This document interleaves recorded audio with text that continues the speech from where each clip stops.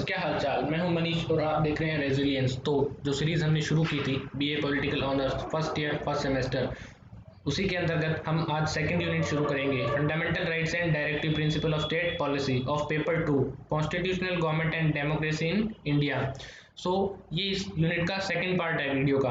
और first part के अंदर मैं आपको बता चुका हूँ कि फंडामेंटल राइट्स होते क्या हैं, उनके क्या क्या आर्टिकल्स हैं, क्या उसके पीछे की फिलोसफी है। तो अगर आपने वो नहीं देखे हैं तो आप देख सकते हैं, चैनल पर प्लेलिस्ट बनी हुई है। तो चलिए शुरू करते हैं। फर्स्ट जो हमारी हेडिंग है वो है राइट टू इक्वलिटी, मतलब समानता का अधिकार। राइट का मतलब होता है अधिकार और इक्वलिटी मतलब होता है समानता। अब इसके अंदर भी इक्वलिटी के भी दो टर्म्स अपने हम चैप्टर में बार बार पढ़ेंगे। एक तो होता है इक्वलिटी बिफोर लॉ, मतलब कानून की नज़रों में सभी समान हैं, और इक्वल प्रोटेक्शन ऑफ लॉज, मतलब कानून सबका जो मतलब इक्वल समान तरीके से सबको प्रोटेक्ट करेगा, सबकी सुरक्षा करेगा, मतलब कानून के समक्ष समानता और कानूनों का समान संरक्षण।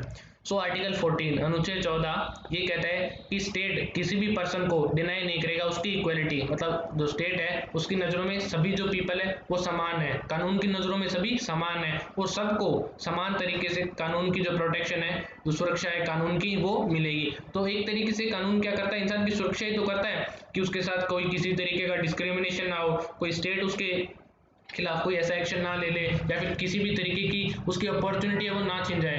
तो लॉज क्या करता है, मतलब जो फंडामेंटल राइट्स होते हैं वो क्या करते हैं, उसको एक तरीके से प्रोटेक्शन ही देते हैं। तो उसी के अंतर्गत हम पढ़ेंगे राइट टू इक्वलिटी। इक्वलिटी मतलब समानता।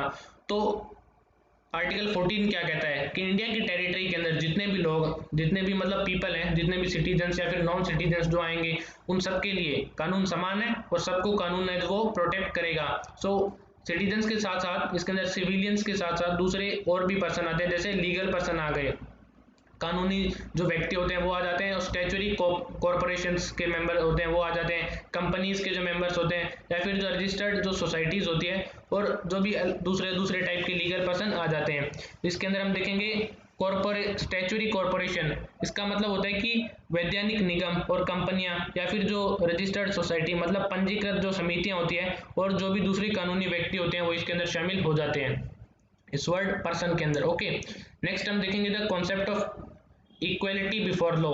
ठीक है, ये कॉन्सेप्ट हमने कहाँ से लिया, ब्रिटिश ओरिजिन है ये कॉन्सेप्ट है। और इक्वल प्रोटेक्शन ऑफ लॉज, ये कॉन्सेप्ट है हमने लिया अमेरिका के कॉन्स्टिट्यूशन से। ठीक है, ये दोनों कॉन्सेप्ट अलग अलग है, एक तो ब्रिटिश से एक अमेरिका से।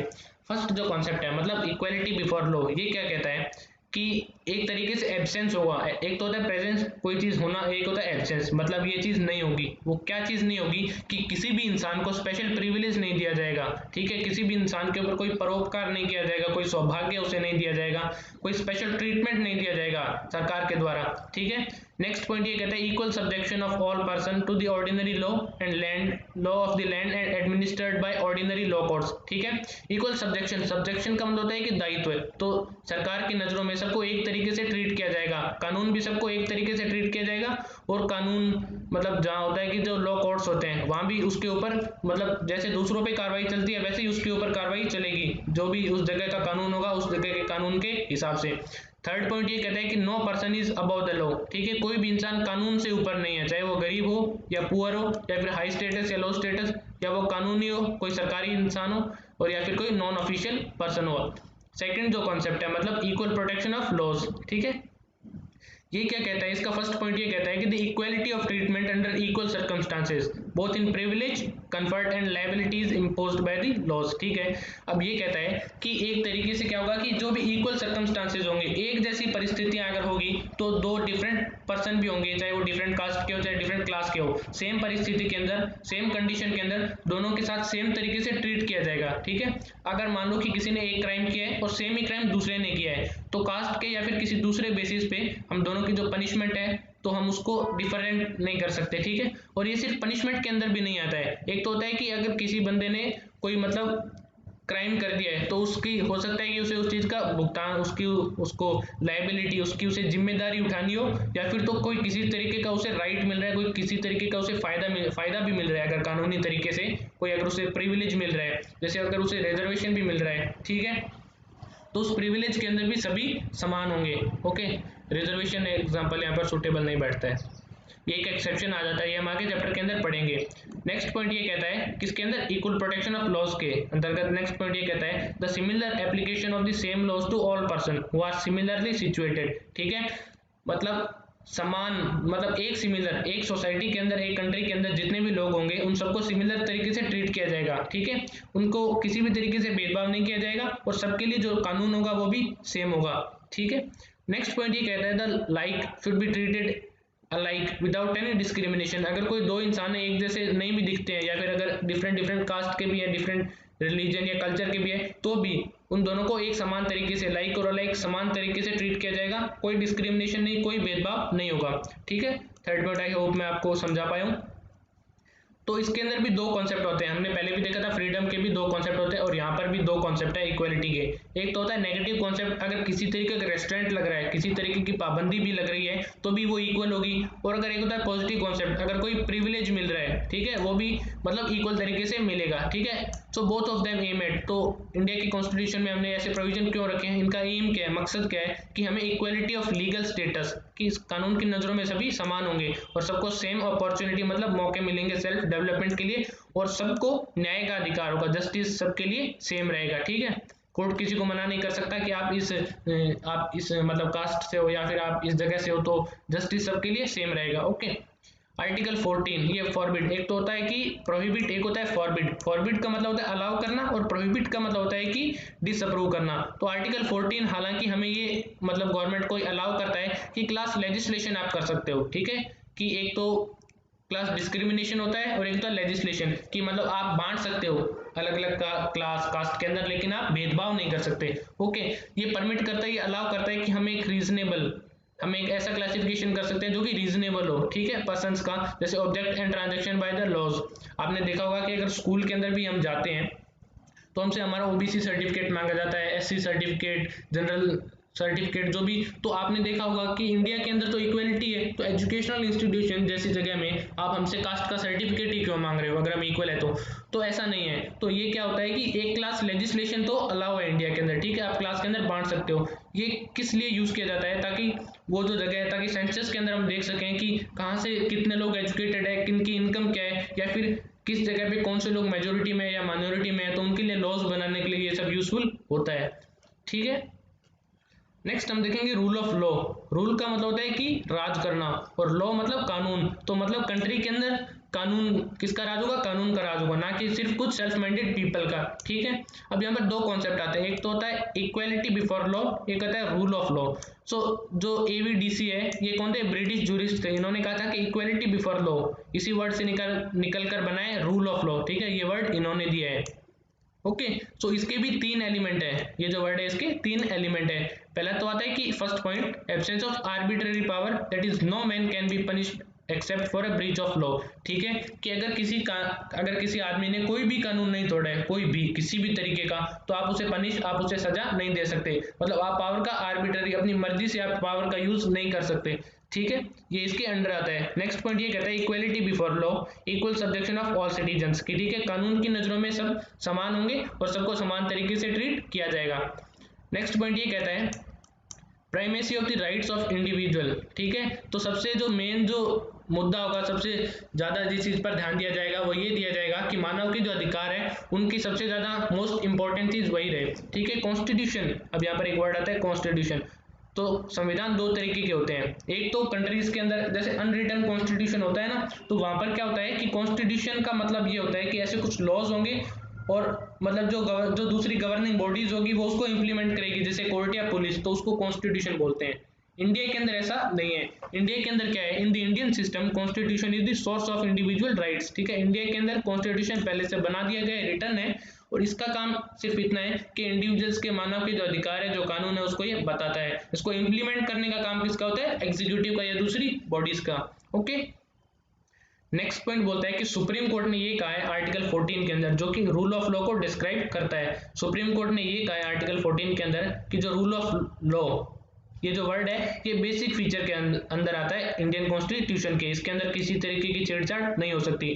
बेसिक फीचर मतलब जो मूल संविधान का जो ढांचा है। ठीक है, अब यहाँ पर ये भी कहा गया है कि आप इसको डिस्ट्रॉय नहीं कर सकते अमेंडमेंट के द्वारा। एक जो टर्म है, जो स्टेटमेंट है, हमने प्रीवियस चैप्टर में पढ़ी थी कि एक तो होता है, एक स्टेटमेंट आई थी कि पार्लियामेंट को अधिकार है संविधान के अंदर अमेंडमेंट मतलब बदलाव लाने का, लेकिन अमेंडमेंट से आप संविधान को डिस्ट्रॉय नहीं कर सकते, ठीक है। आप बदल सकते हो लेकिन डिस्ट्रॉय नहीं कर सकते। सो आप डिस्ट्रॉय क्यों नहीं कर सकते, आप एक जो संविधान का जो बेसिक फीचर है उसके अंदर आप छेड़छाड़ नहीं कर सकते। तो इंडिया के अंदर हमेशा रूल ऑफ लॉ रहेगा, ठीक है, कानून सबके लिए समान रहेगा और कानून से ऊपर कोई भी अथॉरिटी, कोई भी पीएम हो चाहे सीएम हो प्रेसिडेंट हो, वो नहीं होगा। ओके, अब हम देखेंगे exceptions to equality. Exception to equality, अब ये जो समानता है इंडिया के अंदर, वो भी समानता पूरे तरीके से एब्सोल्यूट नहीं है बल्कि क्वालिफाइड है, ये हमने देखा था पहले वाले पार्ट के अंदर। एक्सेप्शन का मतलब होता है कि कुछ एक चीज है, एक फॉर्मल वे में चल रही है, अगर उसके विरुद्ध कोई चीज अगर जा रही है तो वो एक्सेप्शन हो गई, ठीक है, एक जनरल लॉ के। तो इक्वालिटी भी इंडिया के अंदर नहीं है, हम देखेंगे। अब ये जो एक्सेप्शन है ये भी कॉन्स्टिट्यूशनल एक्सेप्शन है, संविधान के अंदर इन एक्सेप्शन के लिए जो व्याख्या है वो कर रखी है। सो ये हम देखेंगे कौन कौन से। दो पोस्ट आती है इंडिया के अंदर, president of India and governor of state, दोनों इक्विवेलेंट पोस्ट है, ये कंट्री के लिए और ये स्टेट के लिए। ये जो दो पर्सन है इनको इम्यूनिटी मिलती है। इम्यूनिटी का मतलब होता है कि अगर कोई भी चीज, अगर कोई भी मतलब वर्क चल रहा है, ठीक है, उसका प्रभाव सबके ऊपर पड़ रहा है लेकिन कुछ बंदों के ऊपर नहीं पड़ रहा है, तो वो बंदे क्या है, उससे इम्यून है, ठीक है।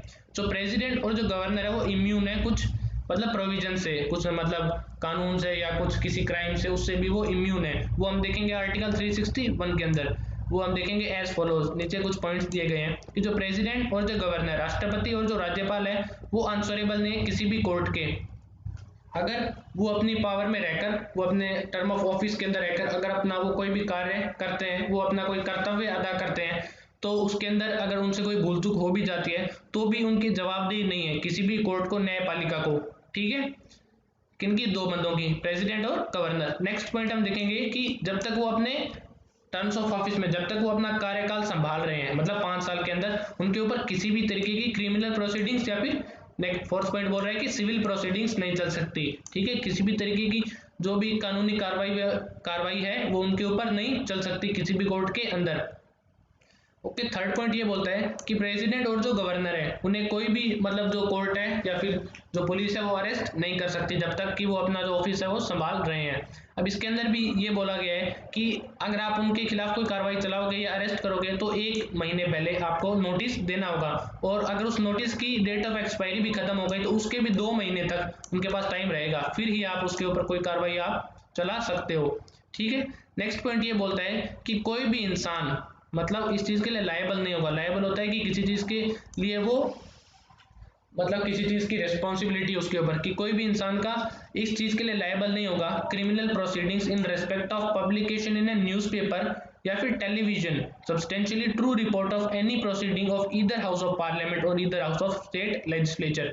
अगर पार्लियामेंट के अंदर, ठीक है, विधानसभा के अंदर या फिर स्टेट लेजिस्लेचर के अंदर भी, ठीक है, कोई भी तरीके की अगर कोई बातचीत चल रही है, अगर किसी बंदे ने मतलब ट्रू इंसिडेंट, वो सच्ची घटना, अगर उस किसी बंदे ने या तो न्यूज़पेपर में, अखबार में या रेडियो पे या टीवी पे प्रकाशित कर दी, तो उसके ऊपर किसी तरीके की कोई कानूनी कार्रवाई नहीं होगी, मतलब वो कोई क्राइम नहीं है। अगर आप पार्लियामेंट की बात बाहर जाकर लिख देते हो तो वो कोई क्राइम नहीं है, बेशक बात ट्रू होनी चाहिए, ठीक है, ट्रू इंसिडेंट।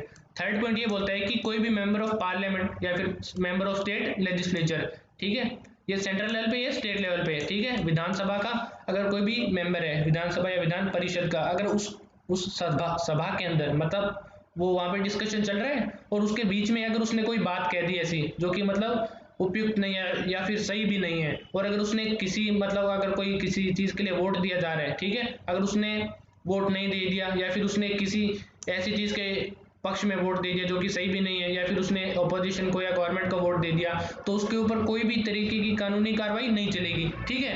आई होप मैं समझा पाया हूँ।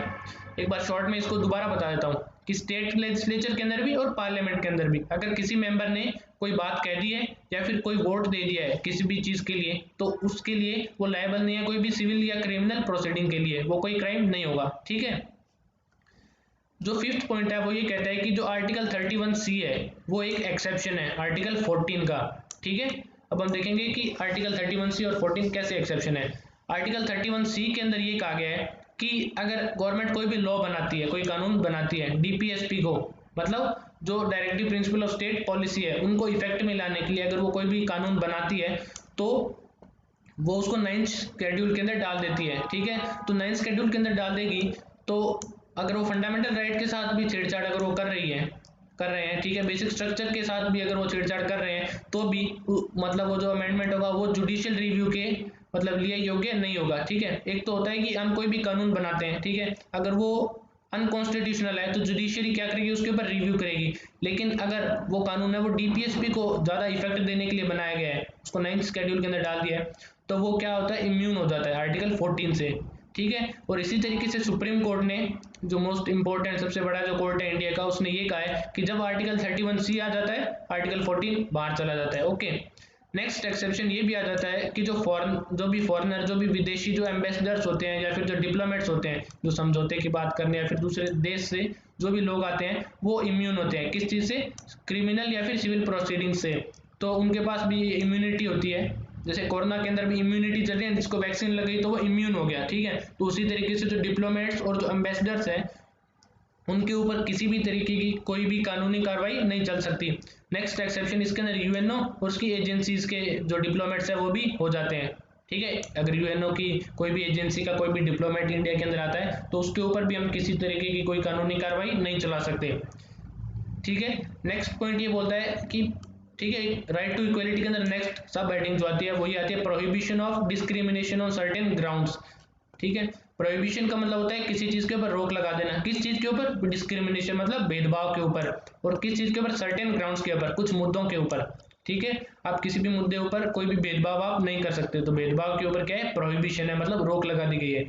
आर्टिकल 15 ये कहता है कि जो स्टेट है मतलब जो गवर्नमेंट है, ठीक है, वो किसी भी जो सिटीजन है उसके साथ भेदभाव नहीं कर सकती, किस ग्राउंड पे, रिलीजन, धर्म या फिर रेस मतलब जो कलर है, कास्ट उसकी क्या जाति है, सेक्स मतलब वो किस जेंडर का है, या फिर प्लेस ऑफ बर्थ या फिर किस जगह वो पैदा हुआ है। तो ये जो बेसिस है, इस आधार पर किसी भी नागरिक के साथ जो सरकार है वो भेदभाव नहीं कर सकती।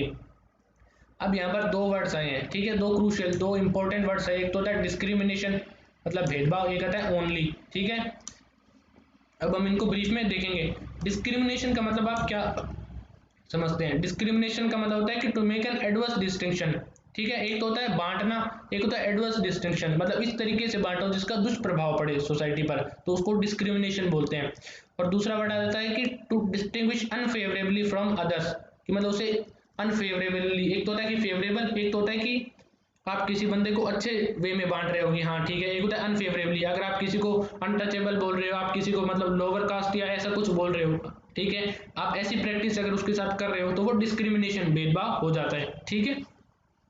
अब ओनली वर्ड कि आप ये जो मतलब ग्राउंड्स है, धर्म के आधार पर, ये जितने भी सब आधार है, इस आधार पे आप किसी के साथ कोई भेदभाव आप नहीं कर सकते, डिस्टिंक्शन नहीं कर सकते। इसके अलावा अगर आप किसी भी मतलब सब कैटेगरी में उन्हें बांटना चाहते हैं, मतलब ये एज है या फिर ये वो सब है, तो आप बांट सकते हैं, ठीक है। ओनली वर्ड्स यहाँ पर इसका मतलब ये आ जाता है, ठीक है। सेकंड प्रोविजन आर्टिकल 15 के अंदर, अनुच्छेद 15 के अंदर ये कहता है कि no citizen shall be subjected to any disability, liability, restriction on condition of grounds of this and this, ठीक है। आर्टिकल 15 के अंदर दूसरा प्रोविजन आता है, वो ये कहता है कि कोई भी नागरिक मतलब डिसेबिलिटी नहीं होगा, कि मतलब हो सकता है कि आप किसी बंदे को मना नहीं कर सकते इन बेसिस पे, religion, sex, caste, race, place of birth, इस बेसिस पर आप किसी भी इंसान को मना नहीं कर सकते। किस चीज के लिए नहीं कर सकते डिस्क्रिमिनेशन? वो ये है कि access to shop, public restaurant, hotel, place of public entertainment और एटसेट्रा, ठीक है। अगर कोई भी इंसान है, एक्सेस मतलब होता है कि अनुमति देना जाने की। आप किसी कोई अगर दुकान है तो दुकान वाला ऐसे नहीं कह सकता कि आप मतलब इस कास्ट के या फिर आप इस रिलीजन के तो हम आपको आने नहीं दे सकते, ठीक है। ये आर्टिकल 15 बोलता है। और यही सेम लॉ लगता है रेस्टोरेंट्स के लिए भी, होटल्स के लिए भी, और प्लेस ऑफ पब्लिक एंटरटेनमेंट के लिए भी। एंटरटेनमेंट का मतलब मनोरंजन, अगर कोई किसी जगह कोई पार्क है या फिर कोई सिनेमा हॉल है तो किसी तरीके का डिस्क्रिमिनेशन वहां पर नहीं हो सकता, ठीक है। नेक्स्ट पॉइंट ये बोलता है कि जो पब्लिक प्लेसेस जो होते हैं, यूज ऑफ वेल मतलब जो कुएं होते हैं, अगर आप कोई सार्वजनिक कुएं का अगर आप इस्तेमाल कर रहे हो तो कोई आपके साथ डिस्क्रिमिनेशन नहीं कर सकता। या फिर जो टैंक्स होते हैं, स्विमिंग पूल हो गए, बाथिंग घाट्स हो गए, ऐसी जगह जो कि घाट हो जाते हैं जहाँ पर लोग मतलब स्नान करते हैं, नहाते हैं, ठीक है। और रोड, सड़क के आपको कोई ऐसा नहीं कह सकता कि आप इस सड़क पर नहीं जा सकते क्योंकि आप स्पेसिफिक कास्ट या फिर क्लास के हो। And places of public resort maintained wholly or partly by the state fund or dedicated to the use of general public, मतलब ऐसी जगह जो कि निर्धारित है आम जनता के यूज के लिए, चाहे उसके अंदर स्टेट का रोल हो चाहे ना हो, आप उस जगह डिस्क्रिमिनेशन नहीं कर सकते। Prohibition discrimination both by state and private individuals, तो स्टेट भी डिस्क्रिमिनेशन नहीं कर सकता और प्राइवेट इंडिविजुअल्स भी नहीं कर सकते। अब इसके अंदर भी 4 एक्सेप्शन आ जाते हैं। नॉन डिस्क्रिमिनेशन का जो रूल है कि आप किसी के साथ भी भेदभाव नहीं कर सकते, संविधान के अंदर ये कहा गया है। इसके अंदर भी एक्सेप्शंस आ जाते हैं कि कुछ ऐसी जगह जहां पर सरकार है वो भेदभाव कर सकती है। ओके, तो वो कौन कौन सी जगह वो हम यहाँ देखेंगे।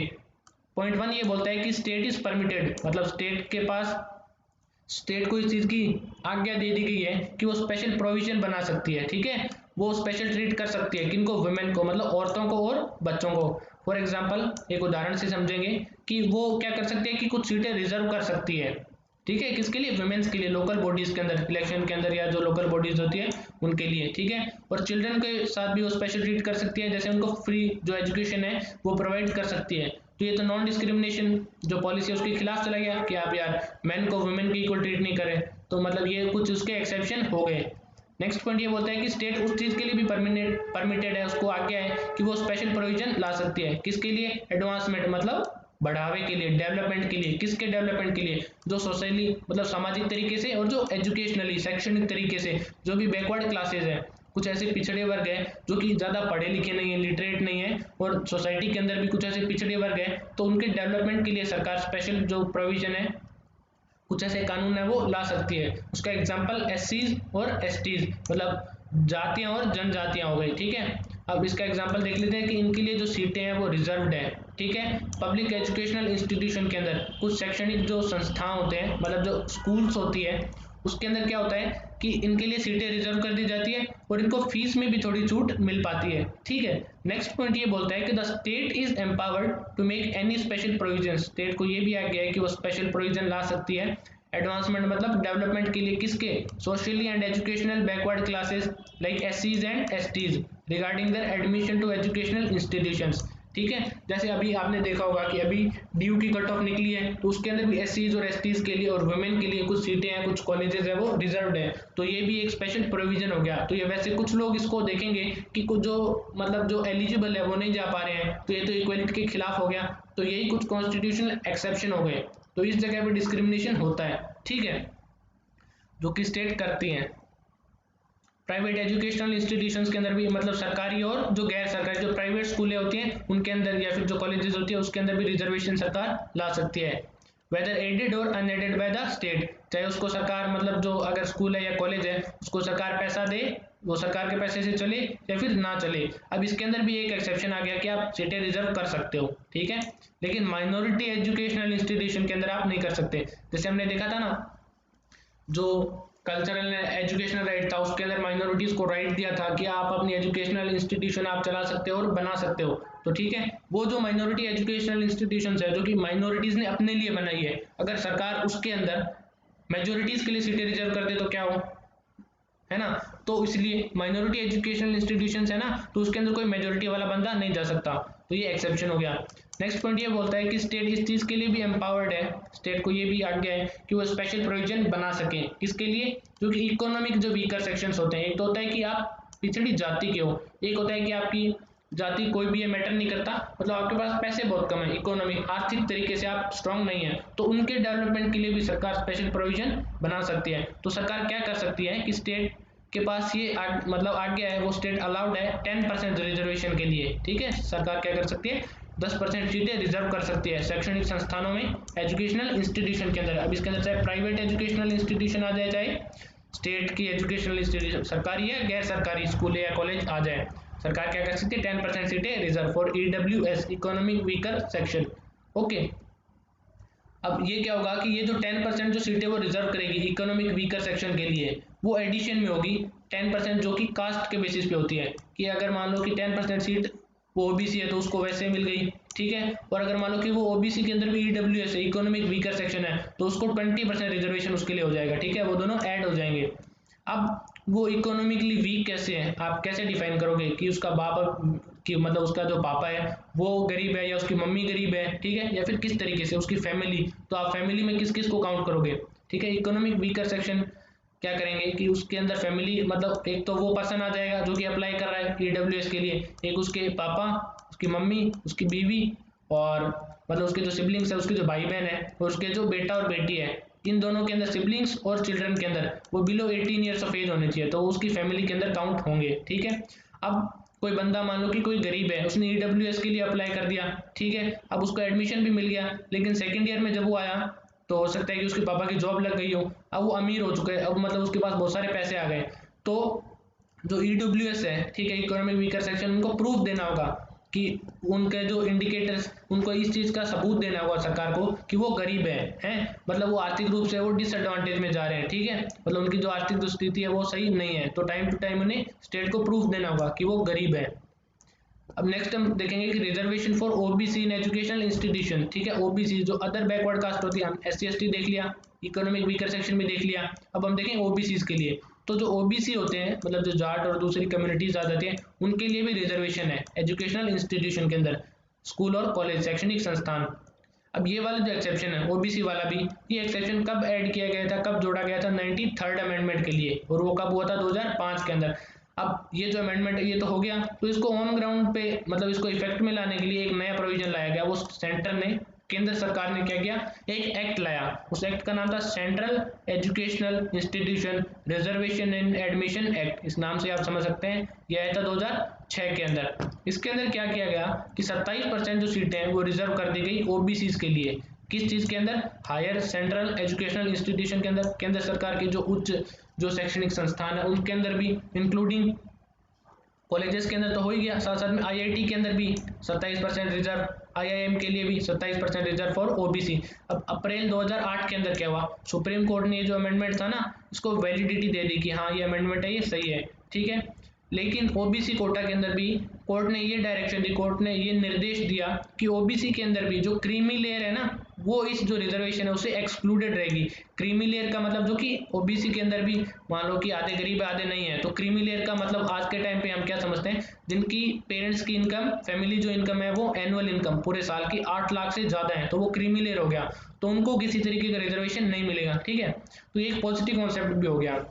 अब हम देखेंगे कि कुछ ऐसे जो पीपल है, ऐसे कुछ ऐसे भी लोग हैं, अगर उनके बेटा या बेटी होंगे तो उनको किसी भी तरीके का रिजर्वेशन नहीं मिलेगा, चाहे वो ओबीसी हो, चाहे वो ईडब्ल्यूएस हो, चाहे वो पीडब्ल्यूडी हो, चाहे वो मतलब एससी हो या एसटी हो, तो वो कौन कौन लोग हैं जिनके बेटे या बेटी को कोई भी तरीके का रिजर्वेशन नहीं मिलेगा। उसके अंदर वो पर्सन आते हैं जो कि कॉन्स्टिट्यूशनल पोस्ट होल्ड करते हैं, संवैधानिक किसी पोस्ट पे हैं, जैसे प्रेसिडेंट हो गया, जैसे राष्ट्रपति है, उसके बेटा बेटी को कोई रिजर्वेशन नहीं मिलेगा, या फिर वाइस प्रेसिडेंट, ठीक है, जज of supreme court, high court, या फिर कोई चेयरमैन हो गया, एंड मेंबर्स ऑफ यूपीएससी, या तो चेयरमैन हो यूपीएससी का, यूनियन पब्लिक सर्विस कमीशन, या तो मेंबर हो यूपीएससी का, ठीक है, या फिर एसपीसी, सीईसी, सीएजी मतलब controller auditor general, in person के जो फैमिली पर्सन जो होंगे, इनके जो बेटा बेटी होंगे, इनको कोई तरीके का रिजर्वेशन नहीं मिलेगा, चाहे वो ओबीसी हो, चाहे एससी एसटी हो, चाहे कुछ ही हो। ये जो पर्सन है ये भी एक्सक्लूडेड है। इसके अंदर कौन कौन आ जाते हैं, officers of all India central and state services हो गई, आरएएस जैसे हो गई, और employees holding equivalent post to PSU, public sector जो यूनिट होती है, इसके अंदर जो हायर पोस्ट पे जो लोग हैं उनके जो मतलब चिल्ड्रंस होंगे उनको भी कोई रिजर्वेशन नहीं मिलेगा। बैंक के अंदर जो एम्प्लॉइज होंगे, या फिर इंश्योरेंस जो ऑर्गेनाइजेशन होती है वो भी इससे एक्सक्लूडेड है। कुछ ऐसे पर्सन भी जो कि या तो कॉलोनल की रैंक, मतलब जो कॉलोनल की रैंक धारण करते हैं आर्मी के अंदर, या फिर उसी की सेम रैंक कोई नेवी के अंदर, या उसी की इक्विवेलेंट रैंक एयरफोर्स के अंदर, या फिर पैरामिलिट्री फोर्स के अंदर, ठीक है, ये जो आर्म्ड फोर्सेज हो गई, इसके अंदर कोई हायर रैंक का कोई पर्सन है तो उसके चिल्ड्रन को रिजर्वेशन नहीं मिलेगा, no matter what caste he is belonging. पर आगे कुछ ऐसे प्रोफेशनल्स जो कि प्रोफेशनल या तो डॉक्टर हो गया, लॉयर हो गया, वकील हो गया, ठीक है, इंजीनियर, आर्टिस्ट या ऑथर हो गए। फिफ्थ पर्सन वो भी हो गए ऐसे लोग जो कि ट्रेड के अंदर, बिजनेस के अंदर, या इंडस्ट्री के अंदर, ठीक है, या तो वो किसी इंडस्ट्री के अंदर या वो किसी तरीके के व्यापार के अंदर, ट्रेड के अंदर वो एंगेज है, तो उनको रिजर्वेशन नहीं मिलेगा।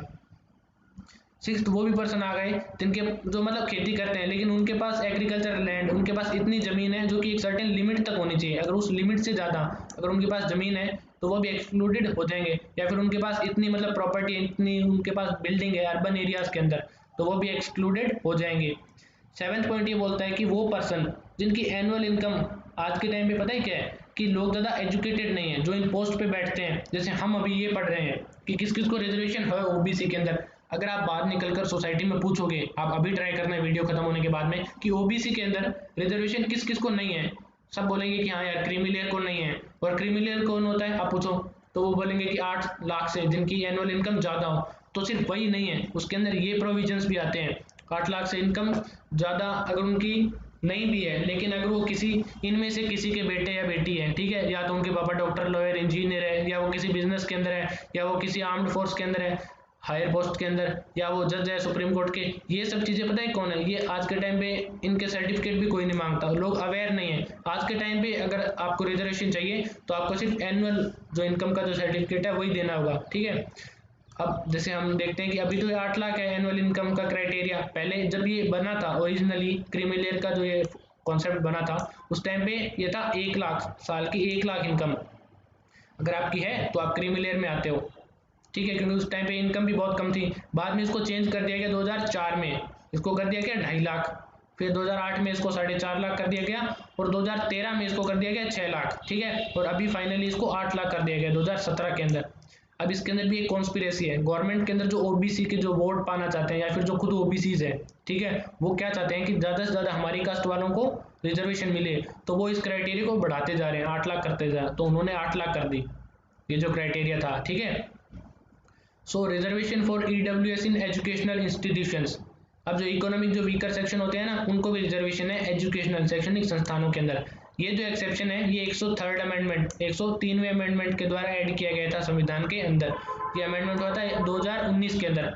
इस अमेंडमेंट को ऑन ग्राउंड लाने के लिए एक प्रोविजन किया था सेंट्रल गवर्नमेंट ने, केंद्र सरकार ने 2019 के अंदर, ठीक है। इन्होंने क्या कहा कि 10% जो सीटें हैं एजुकेशनल इंस्टीट्यूशन के अंदर वो ईडब्ल्यूएस के लिए रिजर्व कर दी जाएगी, ठीक है। और ईडब्ल्यूएस अगर मतलब वो ईडब्ल्यूएस उसके अंदर इकोनॉमिक वीकर सेक्शन, ठीक है। अब आप एससी एसटी या ओबीसी इन तीनों के अंदर आप अगर नहीं आते हो लेकिन फिर भी आप इकोनॉमिकली वीक हो तो आपको रिजर्वेशन मिलेगा 10%, ठीक है, एजुकेशनल इंस्टीट्यूशन के अंदर।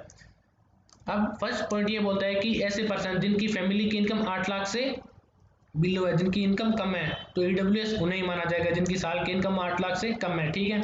अब इनकम से आप क्या समझोगे, मतलब इनकम सारे सोर्सेज से मिलाकर, ठीक है, चाहे वो आपके मान लो पेरेंट्स की सैलरी कितनी आती है उसको मिलाया जाएगा, प्लस अगर आप खेती करते हो आपकी ज़मीन है उसकी इनकम को, आप अगर कोई बिजनेस में इंगेज हो या फिर आप कोई दूसरा प्रोफेशन टेलरिंग अगर आप करते हो तो वो सब चीज़ें मिलाकर आपकी इनकम काउंट होगी। अगर वो 8 लाख से कम है पूरे साल की तो ही आप ईडब्ल्यूएस के मतलब योग्य होंगे अप्लाई करने के। So it would be income for financial year. और वो जो इनकम है ना, अगर मान लो कि आप 2019 में आप एडमिशन लेने जा रहे हो, ठीक है, तो आपको 2018 की इनकम बतानी होगी कि मेरे जो पेरेंट्स हैं, मेरी जो फैमिली इनकम है वो 2018 में 8 लाख से कम थी, ठीक है।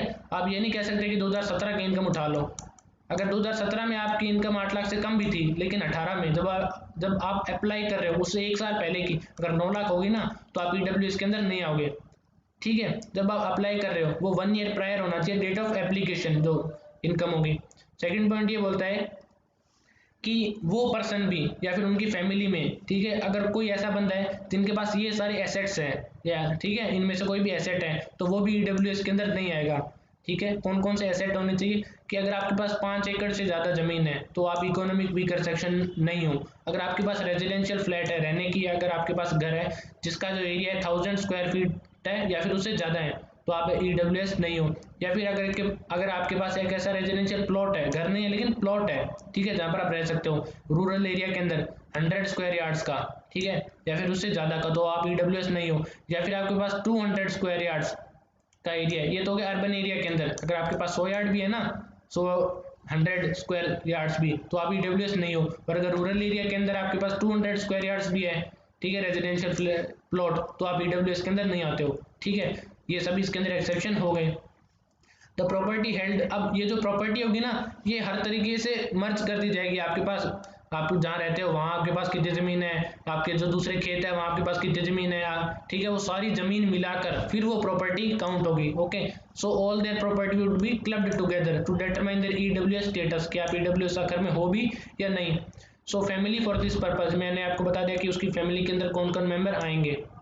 नेक्स्ट वीडियो का जो पार्ट है उसके अंदर हम डिस्कस करेंगे नेक्स्ट पॉइंट, जो equality of opportunity in public employment, public मतलब सार्वजनिक, एम्प्लॉयमेंट मतलब रोजगार, इक्वलिटी मतलब समानता, अपॉर्चुनिटी मतलब मौका, मतलब सार्वजनिक रोजगार के अंदर सबको समान तरीके से मौका मिलेगा, मतलब रोजगार का। ठीक है, तो इसको हम देखेंगे वीडियो के नेक्स्ट पार्ट में। आई होप आपको वीडियो अच्छी लगी होगी।